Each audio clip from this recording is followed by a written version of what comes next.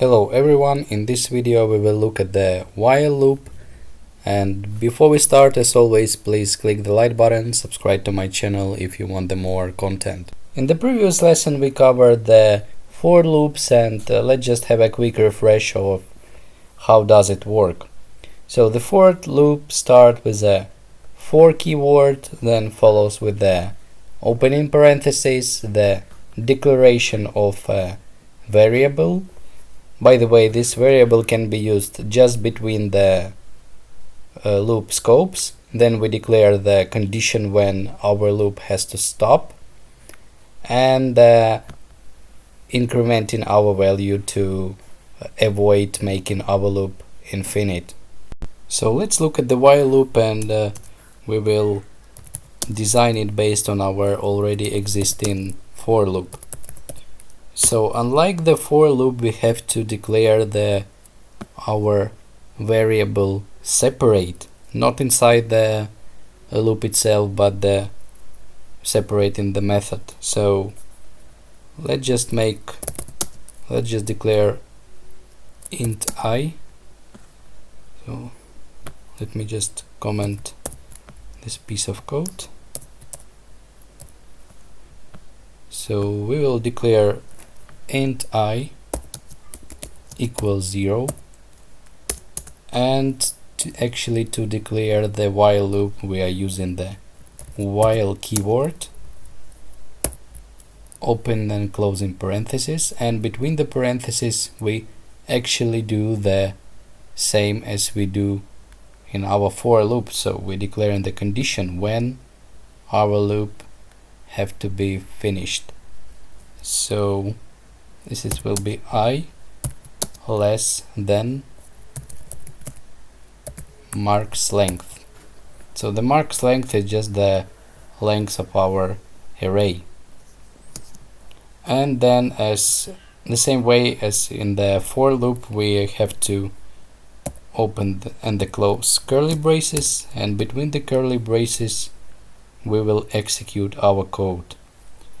What actually important here is to remember incrementing our variable, because we can simply do something like actually the same way as we did in the for loop. So we can do marks I equals, let's just leave it I. And if we just leave our loop this way, we will get the infinitive loop, because the I all the time will be 0 and the condition will never be met. So the very important thing in the while loops is to always increment or decrement the value of the variable to avoid making our loop infinitive. So we are just doing I++. In this example, we are assigning the I to every variable of our marks array, while I is less than the marks length. So while I reaches the array bounds. So again, we are declaring the while loop with the while keyword, then between the parentheses we declare our condition. So I less than marks length, it's a condition, it can be true or false. So while I is less than marks array, it's true, because our I is 0 and the marks length it's 100 items, and the while condition is true, we executing the code between the curly braces. In our case, it's assigning the marks variables with the I values. All the time, all the iteration, incrementing our I by 1. So let's just run to check if it works just fine.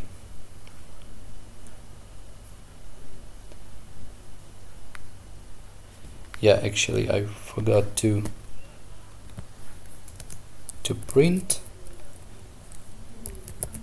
and we will print marks I and run it again. And as you can see, we're starting to assign the variables of the very first index, which is 0 from our marks array until the condition is true. So it stops with the 99 is less than marks length. That is true. We are assigning the variable with the 99. Actually, here is it's a 99. We are assigning it with a 99. Printing. Then we give it I plus 1, and our I becomes the value of 100, and the 100 is not less than the 100, so the body of the while loop is not going to be executed. And I actually want to demonstrate you the importance of the very last line of our while loop's body. It's incrementing our variable by 1. So if we just comment this last line, our loop became infinitive. So I will just carefully try to start it, and you can see that it produces the zeros and it will work just infinite. So I just stop the executing, because if I'm not going to do so, my computer or the program will crash. So you can see how important it is to declare the end of the loop. So all the time when you're using the while loop, don't forget to, if you're using something like I less than, or some variable is less than something else, don't forget to increment or decrement depending on your condition, your variable. And the last thing I want to show you today, it's a do while loop. Do while loop, this is not very commonly used in the modern programming, but you have to know that this kind of loop is also exist. So to declare the do while loop, we start with the do, then we open and close the curly braces. This is the actually place where will be our body to execute, and after the closing of the curly braces we are writing the while and actually the condition. So let's just make it similar to our while loop. Let me just comment this.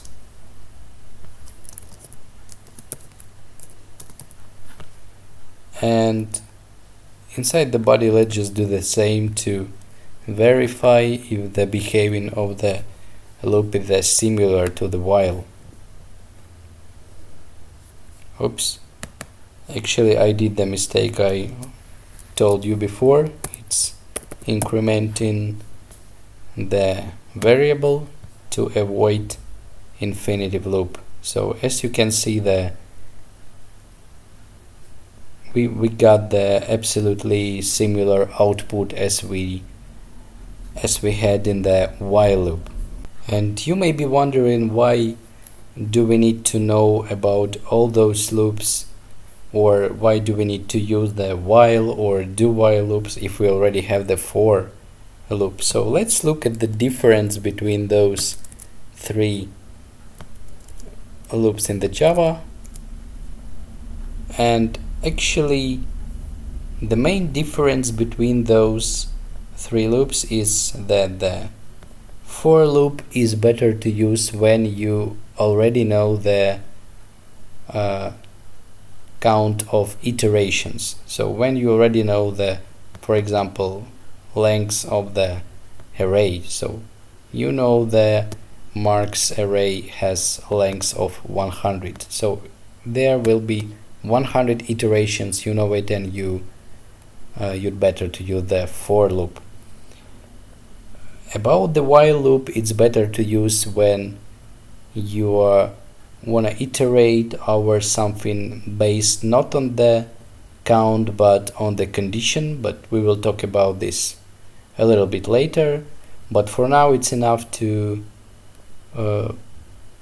use while loop when you don't exactly know the times of iterations you need to accomplish. And the do while loop is actually used when you need to run the loop at least once.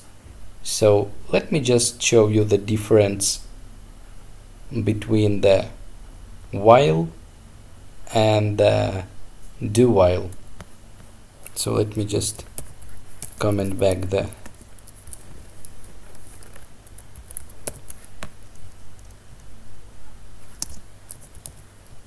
loop and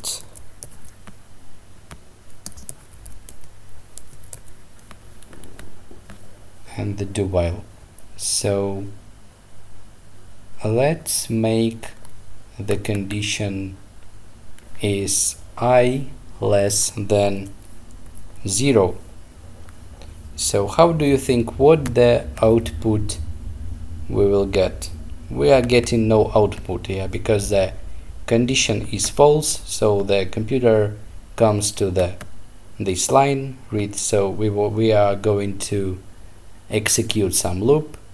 It looks to condition, so execute loop while the condition is true, and it found the condition is false, so the code between the curly braces is ignored and the computer executes the rest of the lines, just ignoring the body of our loop. And what if we do the same but in the do while loop? So let me just comment the while